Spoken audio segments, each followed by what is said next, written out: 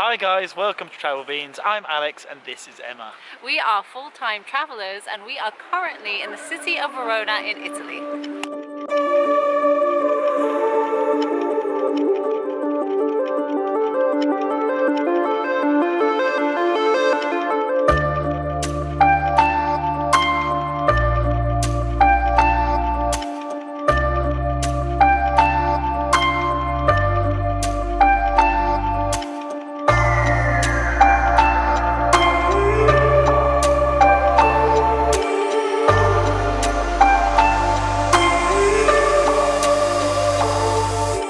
So we're sat here next to the river. There's a castle behind. Don't know what it's called. And that's not all the historical stuff you're going to see today, guys, because this city is packed full of Roman architecture from way back when. It has a shitload of history.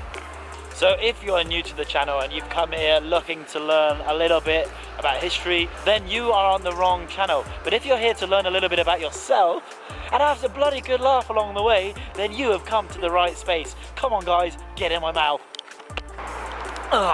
Emma's got something to tell you. So this may be something entirely different. However, when I was at school, back in the jolly old UK, we had a bit of a phase where, especially boys, girls didn't do this so much to each other, but boys would take these little plants which looked very similar to these. If it's not the same plant, it looks very similar. And they used to pop it open and inside was like some kind of powder. And then they would put it down people's t-shirts and it would make them itch like crazy, and they used to call it itching powder. Does anyone else have this memory, or is it only me? I've never heard about this. I went to school in the UK, but a different part of the UK, and this is completely news to me. I would have been one of those guys making people itch all over the place.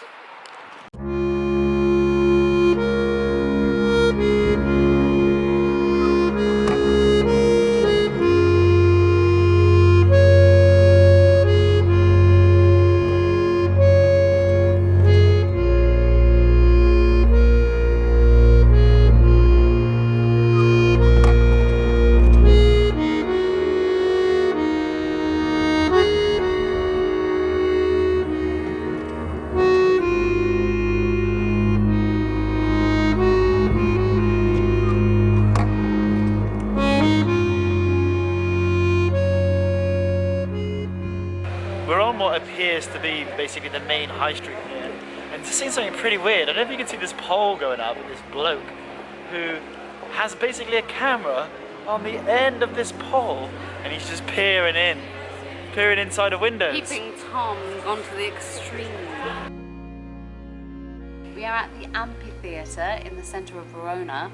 Not many people know this, but it predates the Colosseum in Rome, so no biggie, but we're at somewhere that's pretty bloody old right now. People died in here, I'll have you know. So like the Colosseum in Rome, this was built as an entertainment venue, so there was gladiator fights, there was hunting and fighting against wild animals, and all kinds of death and destruction happening in here. It's pretty horrible actually. Unlike the one in Rome, I think you can actually walk into it, and if not, yes. We have just done that. The one in Rome, I think you can, but you have to pay extra to do the special tour, because we got to do that, remember? But we paid extra for a tour. Yeah, so if you go on like the special tour groups in the Colosseum, I think you get access to the bottom section. But even then, not the whole thing, whereas this is just open for everyone to walk around. The entrance fee is €10, and what I've been reading at the front of the entrance, it seems as though there's a nice viewpoint from the top. In the Colosseum and here, they used to fight and kill exotic animals. Could you imagine like 2,000 years ago? And they just rock out with a tiger, an elephant, just animals that should never be in this area.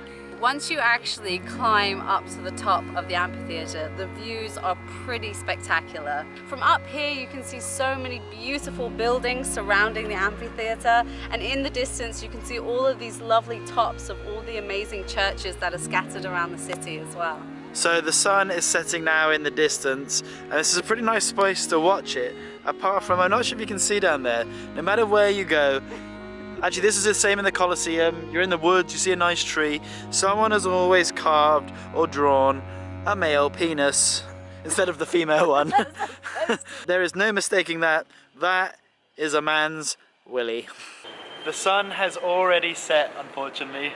But luckily, Verona, like many other cities in Europe, is absolutely beautiful in the evenings. So it's so nice to get a different perspective. You can walk around all day in basically any city in Europe and then go and do it all again in the evening for a completely different and unique look on the place.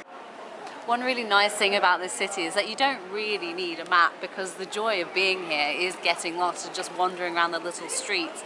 And it seems like almost every corner you turn, you're either down this beautiful little lanes or you find yourself in these beautiful squares. Either way, it's lovely.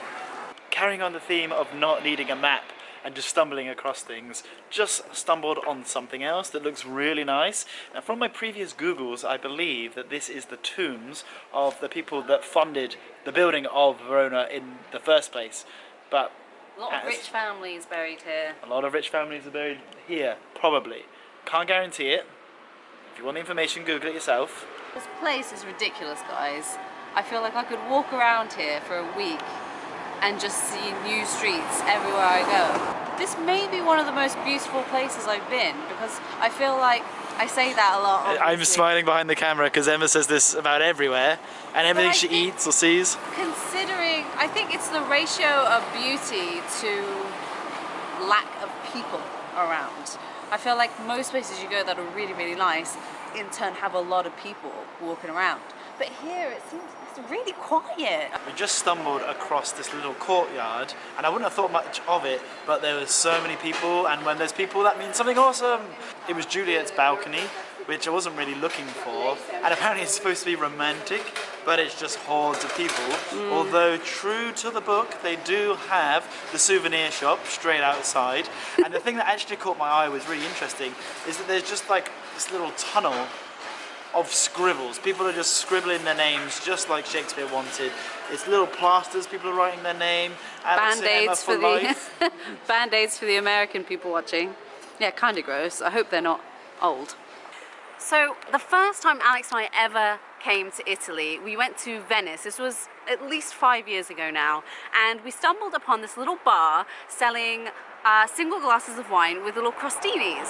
So this was a really cool part of the Italian culture we didn't know, is that they have these little snacks which is kind of like, I call it Italian sushi, but it's also like Italian tapas, and yeah, little bread with toppings on top, usually about €1 a piece. And usually when you order a glass of wine, you have something to eat with it. So you would order a glass of wine and you get a little crostini with it. So we found a little local place that was doing this, and it has a really nice atmosphere, delicious little crostinis, very cheap wine, all in all, a classic. So we've done it not only in Venice, but now also in Verona. And this is something we would highly recommend that you do if you go to Italy. Search for the best crostini in the place that you go. Also, a lot of these bars that sell the crostini, they're kind of like standing bars. So you just have like a lot of tall tables around and people just stood around these tables, which is quite nice. It's the definition of mingling, guys. It's where you're going to mingle. So we have decided to end the video where we started it. Look how nice it looks at night. This has got to be, I know I say this a million bazillion times. Don't say it's one of your favourites. Out of all of Italy, I really love Venice. That's still up there. But I think Verona has now overtaken Rome for me. Wow. I'm saying it. Yeah, in the Italy scale, for me, Venice is number one. I absolutely love Venice. Also, Al said something earlier, which I think is quite fitting, is that Verona feels a lot like Venice, but without the canals. Exactly, which is why Venice will be number one, because it's got canals as well as the beauty, like here. Yeah, exactly. And because Venice has the canals and not roads with cars driving around, you don't get all the traffic noise like this. So, if you like the video, guys, give us a big Italian one of these. It's a thumb and a like. And don't forget to hit that big red subscribe button. And leave us a comment, where is your favourite Italian city if you've been to Italy? For the first time ever. And anyone that speaks Italian, leave it in the comments if this is wrong. But I'm going to do my signature sign off in another language. So, with no further ado, for golly Sue! For jolly Sue, you numpty. For jolly. So without further ado, for jolly Sue!